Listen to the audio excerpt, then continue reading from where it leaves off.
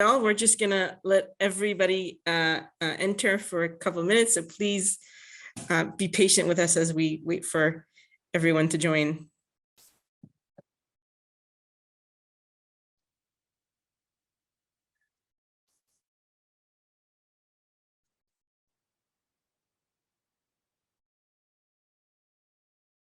Okay, I think we have everybody. Welcome to this NIF and J Street panel for Pride Month. My name is Rabbi Noam Sattath, and I'm the Executive Director of the Association for Civil Rights in Israel. And it is my great pleasure to host this panel with two amazing Israeli heroes. I will allow them to introduce themselves in just 1 second, but to tell you that they are groundbreaking women. I will start with Nurit, who has been my mentor. Nurit, you remember we met maybe, what was that, 15, 20 years ago? About 20 years ago, yeah. Yes. When we were both young. And we were both a child, and you were a child. And I looked up to you and I said, wow, one day maybe I'll be like Nurit. And I'm still thinking that, maybe one day. Nurit is the chair of the Aguda, the LGBT association in Israel. And she will tell you all about it in a few minutes. And Noam Yavin, who is with us, is the chairperson of the Jerusalem Open House, leading one of the most fascinating and complex LGBT organizations in Israel, and leading it with style and grace and wisdom. So thank you both for being here. I'll start by asking you to introduce yourselves and tell us a little bit about your organizations. Maybe we'll start with Noam. Yeah. So the Jerusalem Open House for Pride and Tolerance, in its full name, is basically an LGBTQ plus community center that we're 2022, we're celebrating 25 years of existence as an organization, as an NGO. And earlier this month, we had our 20th Pride and Tolerance March in Jerusalem. What Rabbi Noah didn't tell us is that she used to be the executive director and chairperson of the Jerusalem Open House. And I look up to her and what she said and what she says and does in Jerusalem to be inspired. But the Jerusalem Open House serves the entire LGBTQ plus community in Jerusalem. And as most of you can understand, it's a complex community, whether it's ultra-Orthodox and Eastern Jerusalem and East Jerusalem and the general population. But we really our activity ranges from ages 14 to 120, mental health, physical health, education, informal education, schools, community, lectures. We are the sole organization to organize the Pride and Tolerance March in Jerusalem. And it's really a huge variety of things that are happening all the time, and we're growing. So in a nutshell, anything that a community organization gives the community, it's what we do. Well, but tell us a little bit about yourself as well. Oh, about myself. So Noam, I live in Jerusalem. I joined the Jerusalem Open House about 7 years ago. I was actually a counselor in our youth groups for 3.5 years and have joined the board of directors about 3.5 years ago and have been the chair for most of that time. I am an ally to the LGBTQ plus community, which is a whole different story. But I joined the Jerusalem Open House after the Pride March in 2015, after Shira Banki was murdered. Shira Banki. Yes. And it has been a life-changing decision. The Jerusalem Open House has been the school for social activism and has set me on a career path, both outside of like my professional world and volunteering world, that I am grateful for, truly. That's me in a nutshell. Thank you. I want to say that I have a lot of questions, and I'm sure you do or will, so please write them in the Q&A. I'll start with my questions, but I'm hoping to get to all of your questions by the end of this. Nurit, will you tell us a little bit about yourself and about the Aguda? Okay, so first about myself, since The Aguda was started 46 years ago, and being the oldest person in the room and probably on the Zoom, I was there at the beginning of the Aguda, and we kind of tried to form it. And so for me personally, it's a kind of a closing of a circle to come back and to be the chair of the Aguda, along with my co-chair, Hila Pe'er, who is a phenomenal young woman.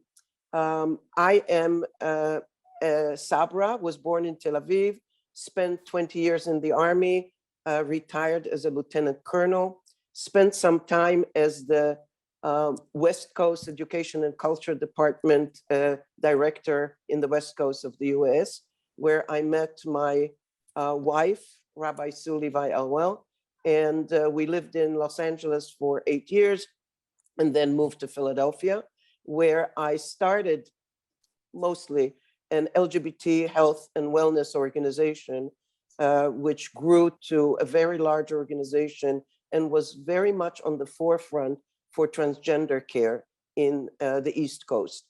I retired, I live in Tel Aviv, and I am very fortunate to come back to the Aguda and work as a volunteer. The Aguda, as I said, is the oldest LGBT organization in Israel. It is a national organization and mostly works on 3 levels: on the national, the municipal, and the individual level.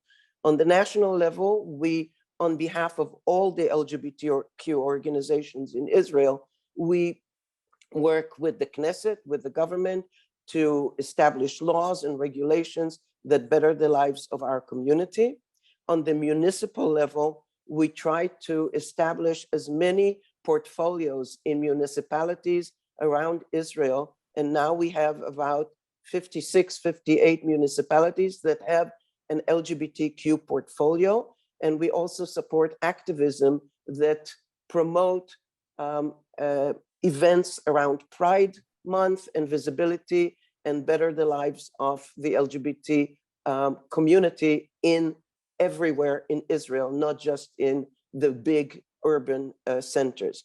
And in the individual level, we provide we provide psychosocial support, financial support, asylum, legal support to individuals, both in the Israeli community, in the Arab communities, and in the Palestinian communities. We'll talk about that a little bit later. That's what the Aguda does, and I'm very proud to be part of it. Thank you. Noam, will you tell us a little bit?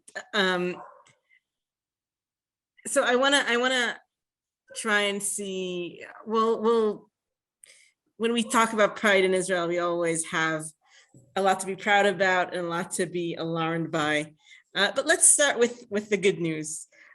Would you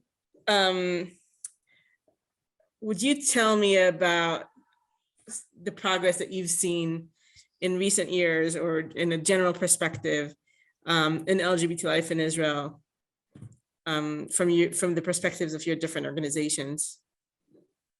So, should I start? Yes, please. Go ahead. So really, I think we have seen enormous strides. And if we want to talk about the positive, we can talk about education. And the Ministry of Education somewhat supports the organization called Choshen to provide diversity works in the schools and support tolerance teachings in the schools. And we do know that with education, it all starts with education. So we have seen Choshen work in the schools for the last decade or so and do enormously wonderful work. I think in the last years, we've been talking a lot about conversion therapy. And it was brought to the Knesset, to the government, in the first reading, in the first cycle. Unfortunately, it did not go beyond that. But what it did do, it created a lot of public debate about it. And lately, the Ministry of Health has mandated that those individuals, psychologists and social workers who are under the purview of the Ministry of Health, are mandated not to do conversion therapy and can't be reprimanded and brought actions against. We also have seen a lot of changes in forms. Again, it was brought to the government, it didn't go by, it created a lot of hype. Many municipalities have changed the way the forms are also recognizable of LGBT and of same-sex couples and so on. And lately, the IDF, the Israel Defense Forces, have also changed the forms that they use in recruiting people. And these are just some of the examples. Obviously, we're not there with marriage yet, but I'll get to where we still need to go. I know, but again, several several municipalities are registering same-sex couples. So we have made a lot of advancement. And lastly, it's about surrogacy. As of January 2022, surrogacy is open to gay couples and to transgender people and to single men to have surrogacy in order to bring children into their families. And the Aguda actually has a family clinic that helps both men and women in fertility issues and in surrogacy. So these are just some of the good stuff. Excellent. Thank you for starting us off with that. Noam? I'll think, like, since we've really hit the spot on everything that's government related, I think I'll share a little bit from like street level, like on day to day in Jerusalem as the city that it is. So obviously we're going to discuss everything that we need to do, and there's such a long way. But when I'm highlighting the things that we're progressing in, we are seeing there's a more open conversation. And more, especially in Jerusalem, that is just a little bit more of a religious city. But you can definitely see, no, even within Jerusalem and the Orthodox, the modern Orthodox community, the conversation has shifted drastically from, I'm not talking about the extremists, I'm not talking about like the corners, I'm talking about like the 70%. So the conversation has shifted. Whether, because everyone has an LGBTQ plus cousin, brother, sister, friend, coworker, and the conversation has been changing from we can't handle it at all and we can't have it in our lives to these are our family, friends, colleagues, loved ones, and we don't want to give them up. I am going to say that there are more queer events happening outside broad daylight in the city. And I'm seeing it across Israel as well, not just in Tel Aviv. So the conversation is changing. I don't think East Jerusalem or the ultra-Orthodox community or even the modern Orthodox community is where they were 10 years ago. It's just that we're moving in different paces. I don't think it'll ever be perfect, but we're definitely striving for it. So we feel a lot more support even within the municipality, maybe not from City Hall, but from municipal organizations in Jerusalem that realize that we are a source of power and a source for people, and that we are important to the continuity of the city and the larger community. So things are happening. Yeah. And, there are so many stories about the huge difference in Israel that's happened over the past 20 years. We were just at the 20th Pride March, and I was walking in the march and remembering that during the first Pride marches, I walked on the same street, on Aguda Street, where there are now flags, with a reporter from Channel 2, which was then the major news channel. And he stopped people on the street and asked them, "What is this flag?" So they said, maybe it symbolizes spring. 20 years ago. Yeah. So, we have really the work of the organizations on the ground has revolutionized life in Israel for LGBT people.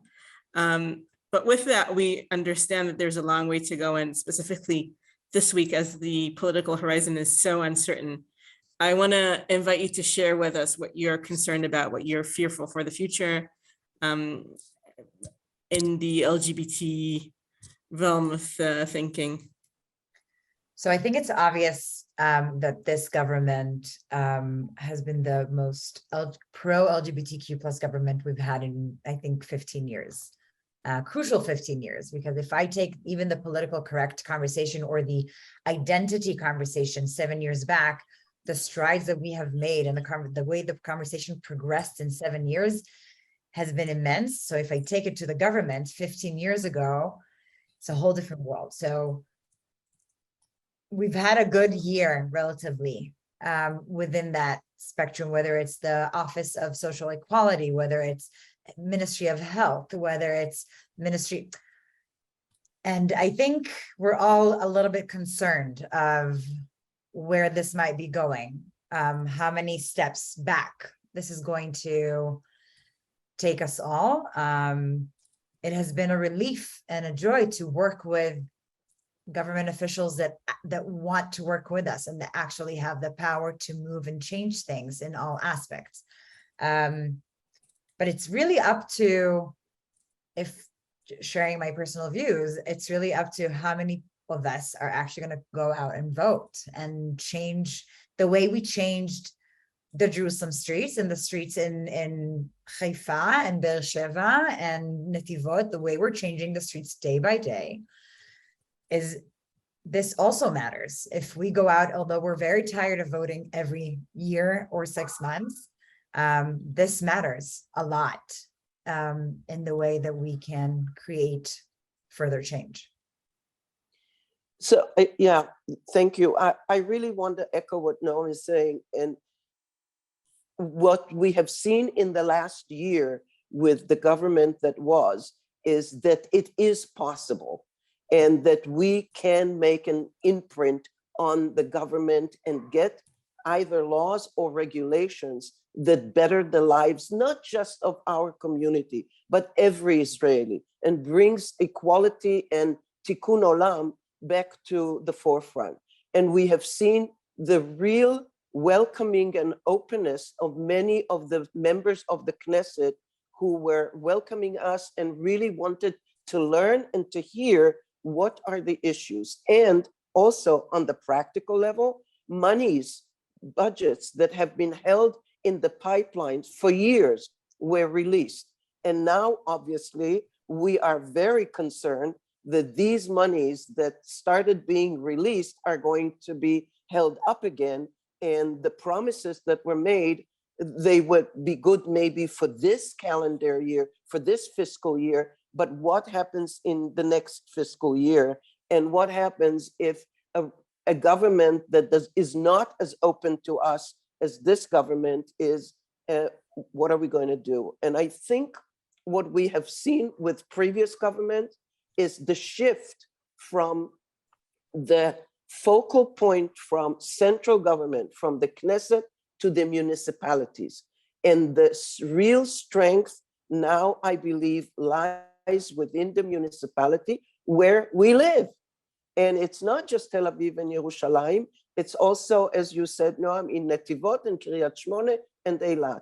And where we see that we have portfolios in those cities, the municipality funnels both budgets and interests into the community, because they are the people who live there. They are the people who vote them back into office. So I think we will see more of the shift into municipal if the next government in the Knesset is going to be not so welcoming of our community, or not so responsive, I should say. Yeah.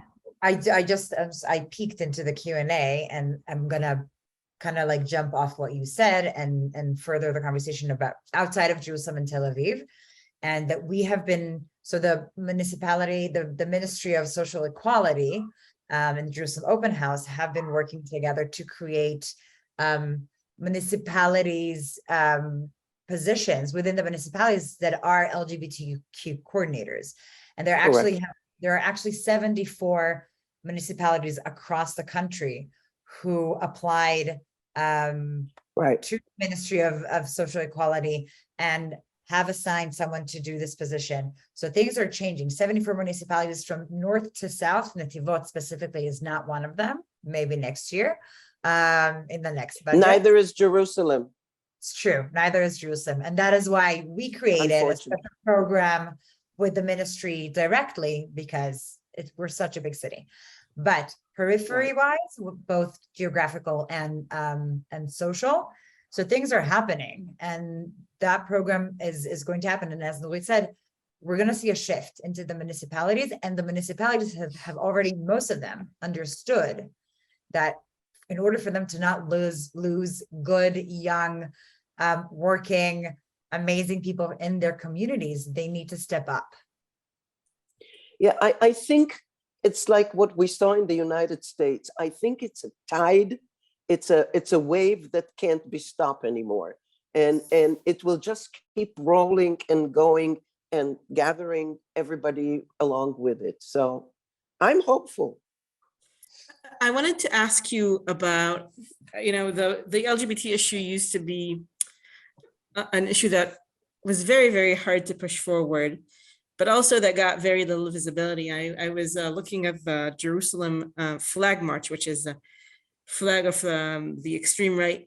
And there were hundreds of teens who wore a t-shirt said, I'm a proud Jew, which was basically saying they were trying to reclaim the pride language to the right.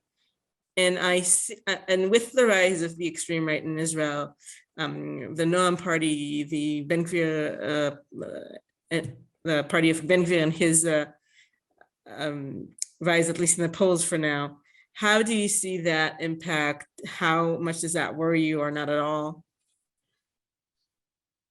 Well, no, go ahead.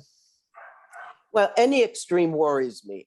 I think when you go to the extreme, it's worrisome. But the same way they say they're a proud Jew, I'm also saying I am a very proud Reformed Jew. And I think, Noah, you would say there's more than one way to be a Jew. And I really think that the Israeli public is much more open to learning and hearing about more ways of accepting Judaism than just the Chabadnikim, the orthodoxy and the extreme right. And it is worrisome.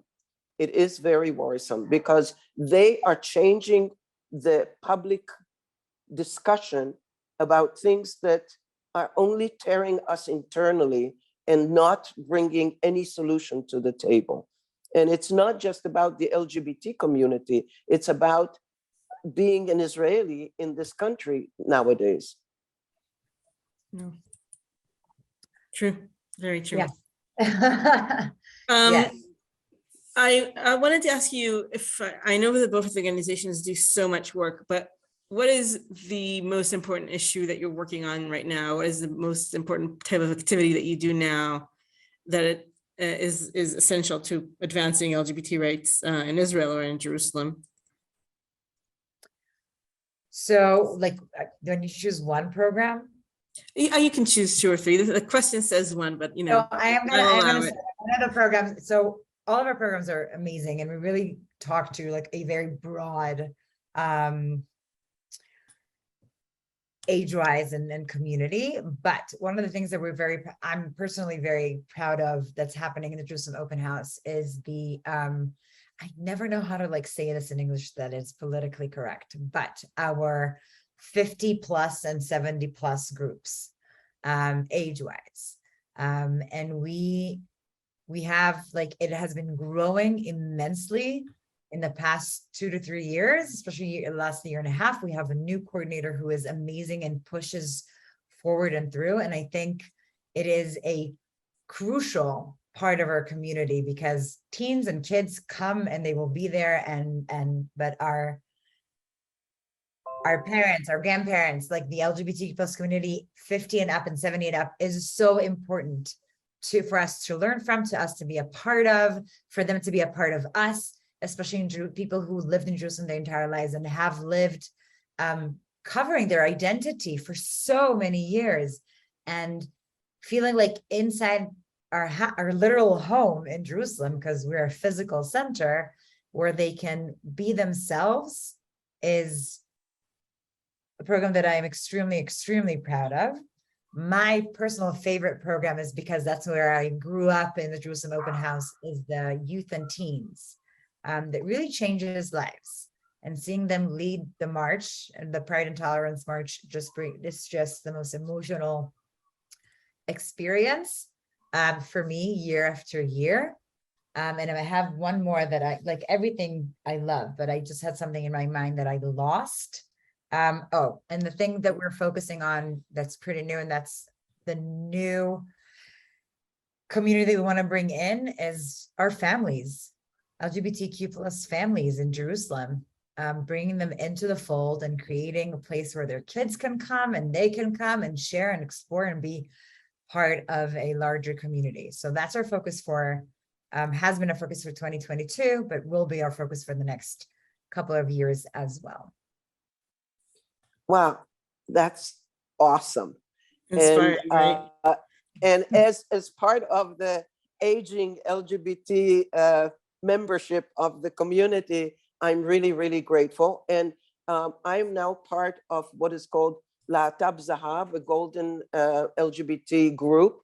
And we're trying to come up with a national agenda in which to come back to the organizations to help foster and start a momentum around the needs of LGBT elders. So thank you for doing that. But I know now, let's do this now, but we'll talk about it later. We truly have a lot of information to give on that aspect. And great. Now, what the Aguda is concentrating on, and I'll just choose indeed two things. One is on the transgender platform. We are in the very last few days of renovating a center for transgender health and needs, which will really bring together the transgender organizations. We're doing it together with everyone, and will be a home for individuals to come to learn, to partake in workshops, to grow, and to find support and help. So I think, and that is a physical place that is awesome and spectacular. And I feel very, very proud that the Aguda has been doing this. So cool. I can't wait to see it. Yes. We are just painting it this week, and we're cutting the ribbon in the next week. The other platform that we have been working really, really hard is on the Arab platform. We have been able to start a hotline in Arabic in the last year or so, and start Beit El-Mam, which is a new kind of under our auspices organization that we want organically to bring in the LGBT Arab community. And I want to make a difference between the Israeli Arab community and the Palestinian community. And we'll talk about them separately if you want, Noah. But the Israeli Arab community is really suffering from a lot of homophobia. And we know that it is a very traditional and closed community that does not tolerate LGBT or any kind of diversity. So we've been working really hard to kind of bring organically leadership from within the Israeli Arab community in order to lead workshops and find a place for psychosocial support and all of that. And that is our main goal in the next couple of years, to really bring that organization to the forefront and help them to become their own organization. We'll talk separately about the Palestinians. So these are really the two main issues that we are working on. Besides, obviously, we're doing a lot in training LGBT folks to run for municipal elections. So we are starting now a 1.5 year long course for people to be able to run in the next election for the municipalities, so that we have, excuse me, more representations in municipalities. I'm sorry about my voice. I'm still battling COVID. So, yeah, but that's kind of where the Aguda is and what we are concentrating our efforts on. Amazing. Yeah. Sorry. I will also share that ACRI, with the support of the European Union, has launched a groundbreaking project also with the trans organizations to take the human rights aspects of trans work to the next level. So we have big investment in both advocacy and legal work for the trans community in the next 2 years, and we hope that that will build the capacity of the organizations with the new space that you're talking about to really move to the next level. Yeah, absolutely. Yeah. I wanted to before we dig into the question of the Palestinian LGBT community, which I'm very eager to hear you both speak about from the different Jerusalem and Tel Aviv perspective. I think that one of the most helpful questions is there anything that you wish diaspora Jews knew more about the LGBT community in Israel, or about your work? Are there any misconceptions that you'd like to use this very important platform to eradicate? Wow, that's a big one. I think the three of us come from, I don't know if you know this about me, but the three of us come from like progressive Judaism world. But I think because Jerusalem, in many progressive communities, Jewish communities across the pond, call it, is a very complicated place. So I would really love for Jews who don't live in Israel to learn more about us and understand that we are truly part of a larger scale of organizations trying to keep Jerusalem as progressive and liberal as possible, but also learning that we are doing everything that we can to accommodate all of the people in Jerusalem. The Jerusalem Open House is as open as its name. It really is. I've been saying it for years. And I think we will create a bigger connection between us as people, as a community, if we learn more, especially in such a complicated place like Jerusalem. But I don't think there are misconceptions. I think it's very understandable that LGBTQ plus organization in our city is a complicated organization that needs support, whether it's moral or financial, or the importance of what we do is clear. So I don't think there are misconceptions. I do want to invite everyone to ask us and read more and learn more. And next time you come with a group or without, make sure that you come visit us. Yeah, absolutely. I think you just touched on the very crucial thing. Come visit us. I think the face-to-face knowledge and the friendship that can happen when we meet each other is priceless. So the more Jews from LGBT Jews from all over the world come to Israel and meet us, not only on Pride Month, but throughout the year, and see our daily lives, and our daily life, not only in Jerusalem and Tel Aviv, but elsewhere, where we have families and we have children and they go to kindergarten and so on, and we struggle with the cost of living and with everyday. I think that would be a wonderful gift. And I have to give a shout out to an organization which is called The Wider Bridge, that is actually trying to do this and has missions that go back and forth between the United States mostly and Israel. And I can really speak more about the United States, which I'm much more familiar with.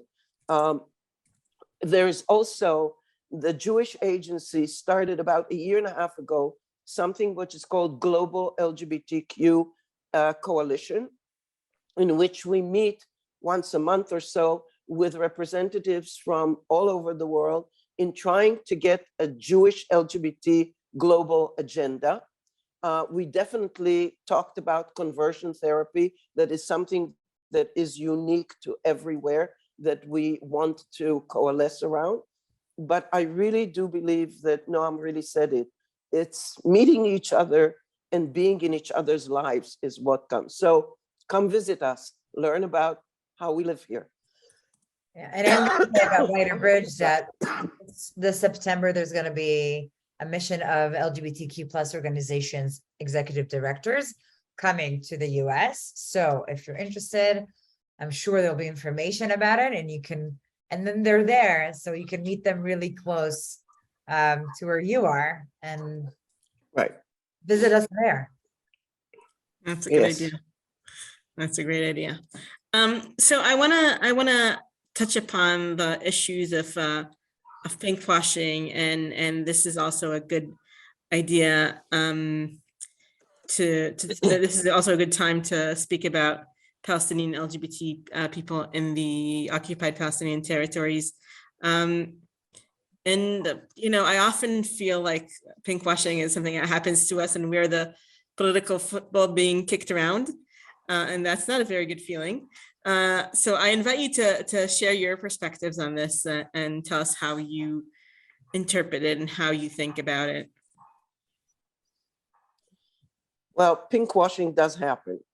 And I personally feel that sometimes, all this, how wonderful we are and how tolerant we are towards the LGBTQ community, and look at Tel Aviv with pride. They're the most pride city in the world.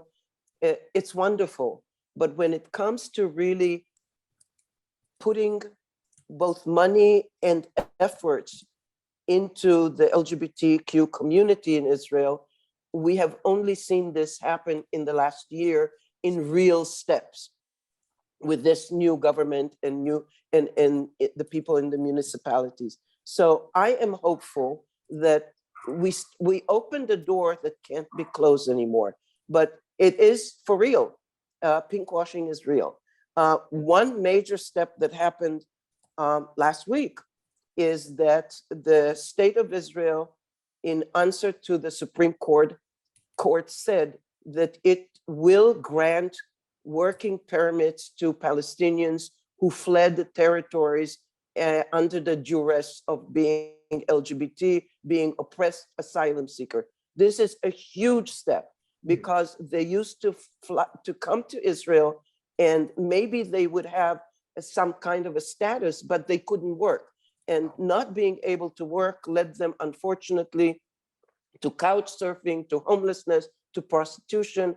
And now we see that granting them work with visas will really change, will be a game changer.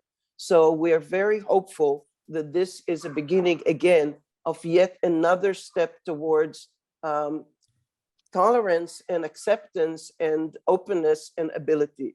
We in the Aguda answer and serve about 100 Palestinians on an annual basis in regard to needs financially and legal services to help them really maintain their status and stay in Israel, because it is, as you know, unsafe for them to go back.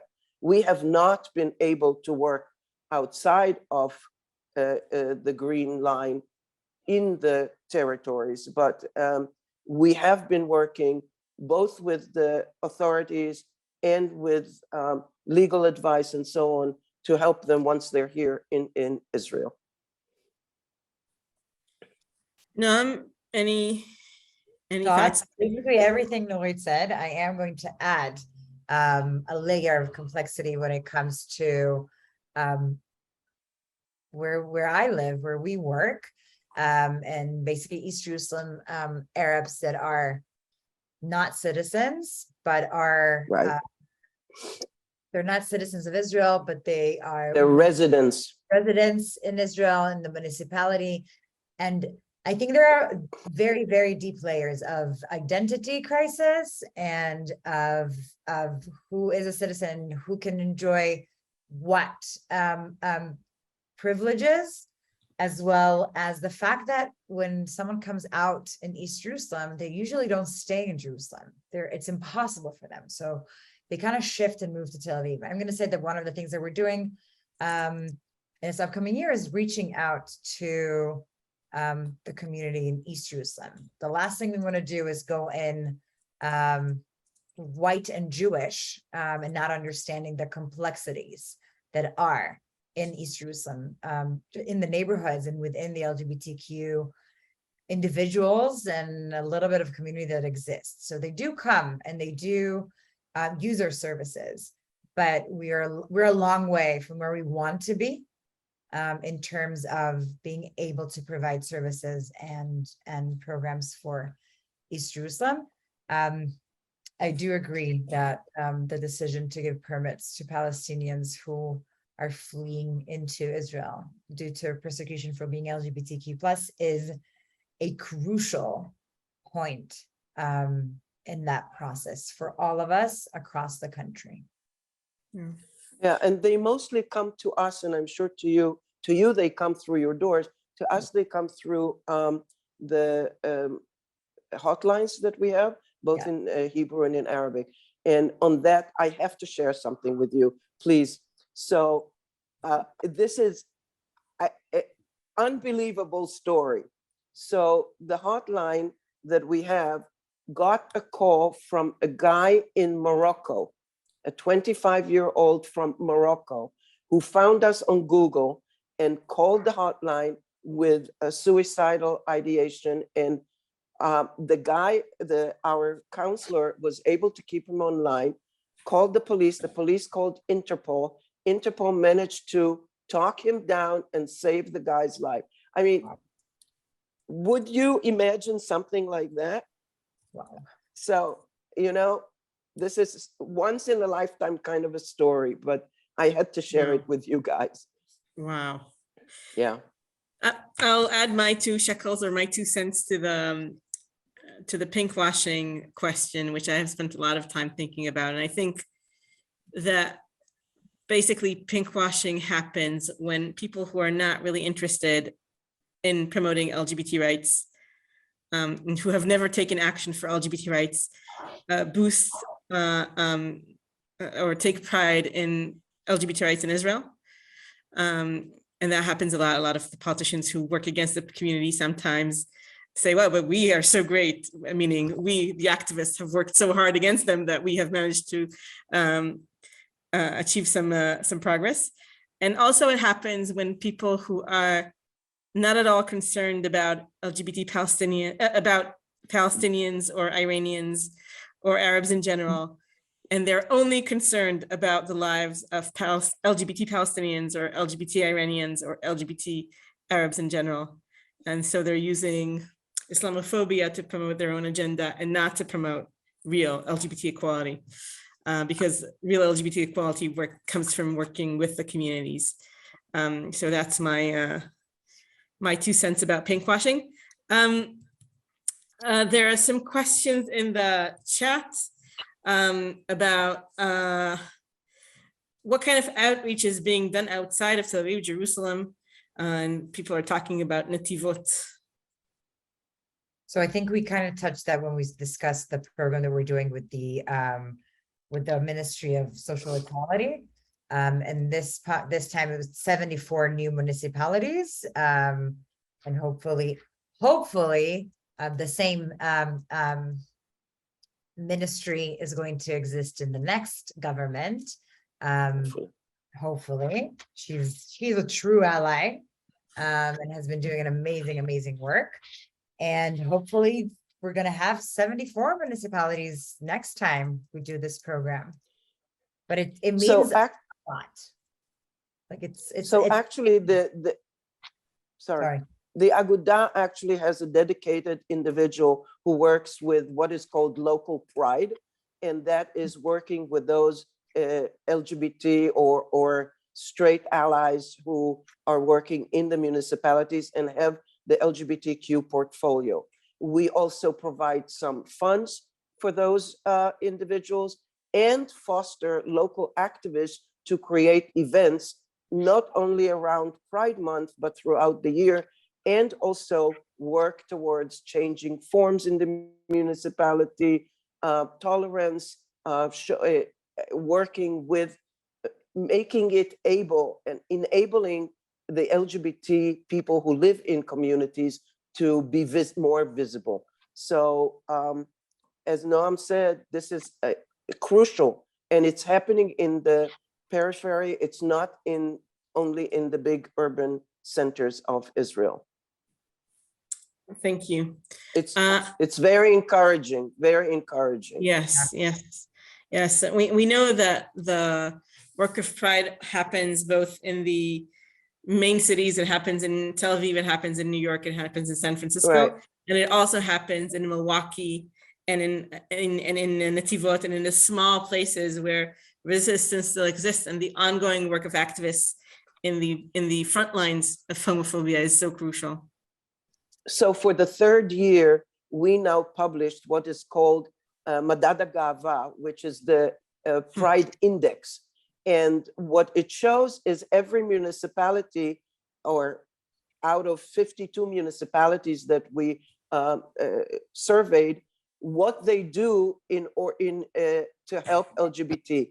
And the funny thing is, and the good thing that it creates a kind of competition between the municipalities and saying, oh, they are number 2 and we are only number 4.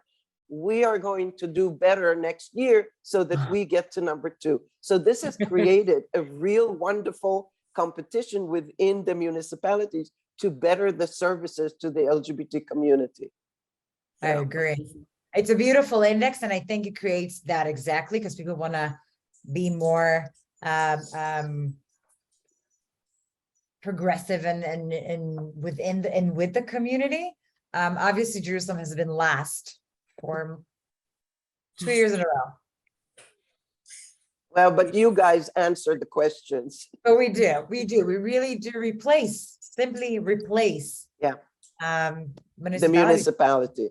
Yeah. Right. Right. Very inside baseball of the progressive world question. People are asking, are you in touch with congregations from the Masorti conservative movement? And do you find that those communities are welcoming to LGBTQIA people? From the Masorti movement? Mm-hmm. 100% yes. We've had Rabbi Tamar Applebaum and Kilat Zion read the Tfilat HaDerech, the prayer of the way, before we started marching. Most of Masorti synagogues in Jerusalem are host us during Pride Month and are very happy to have our people in. Reform movement, I feel like, no, you could say more, but it goes without saying in the last, I think, decade. But yeah, Masorti movement is definitely, and they are definitely allies in Israel for us.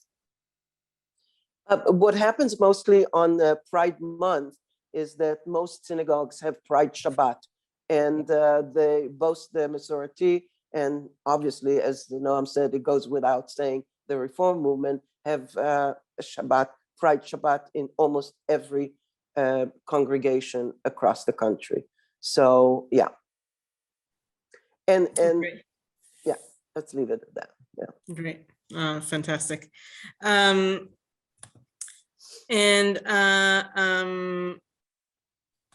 What somebody's asking if you can share a little bit about the work of Tehillah, of parents of gays. Sure.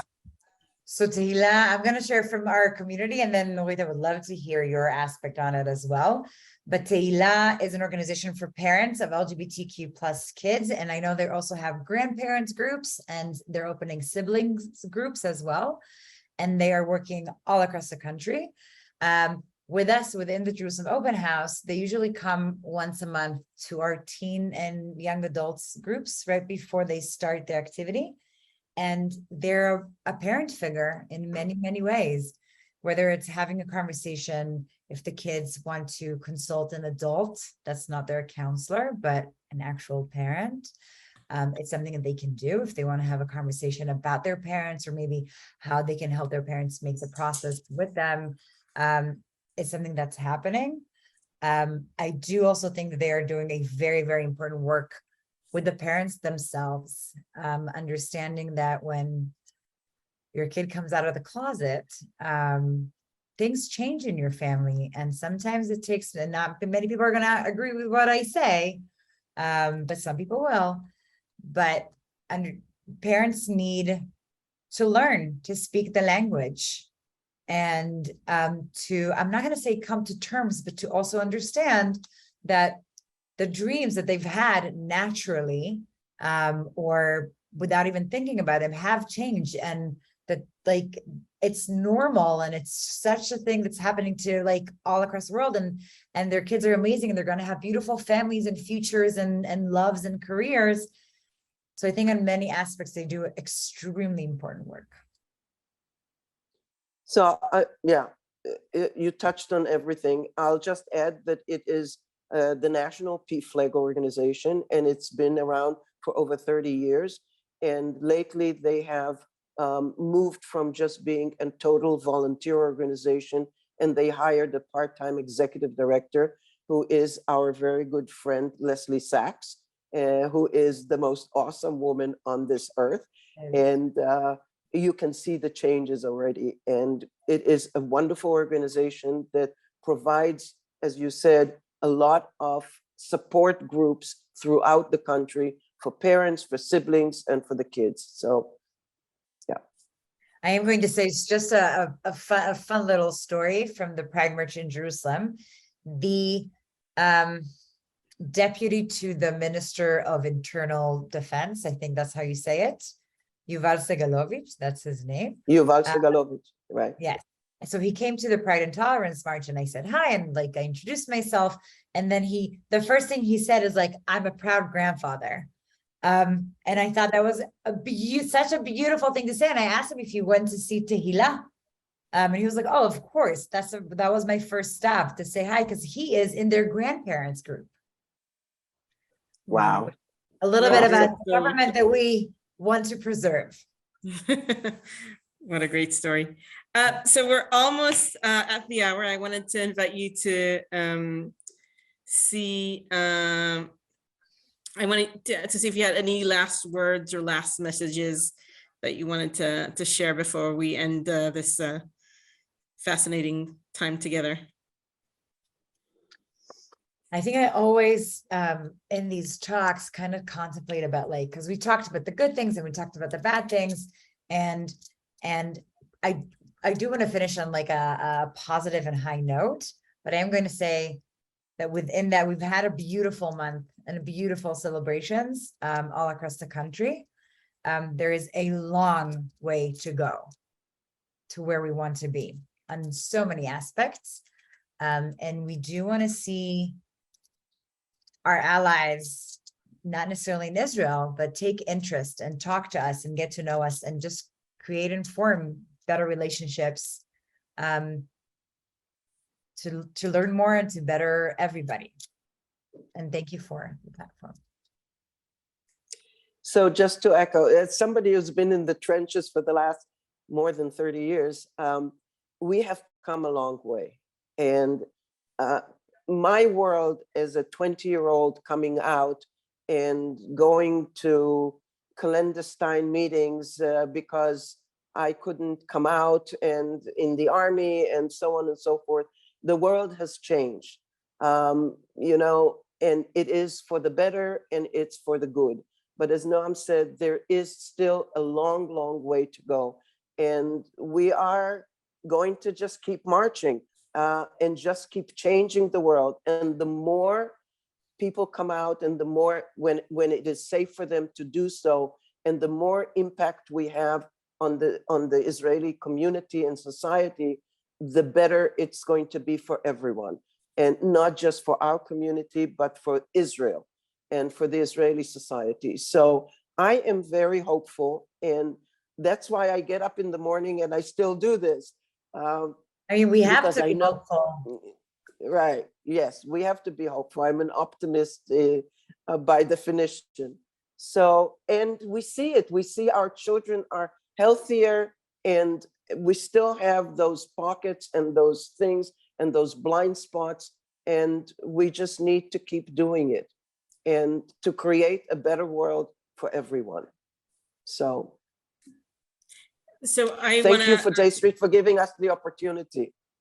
yeah, so I want to end by, blessing you with continued strength and health so that you can continue to lead our community with wisdom and with power on this path that we are all walking on together and following you. And I want to thank NIF and J Street for hosting this panel. And I want to invite all of the attendees tonight to go to the websites of the Jerusalem Open House and the LGBT Aguda so that you can learn more about the organizations and find more ways to be involved. Thank you, everybody. Happy Pride, and may we continue to walk from strength to strength. Thank you. Amen. Thank you. Thank you. Awesome.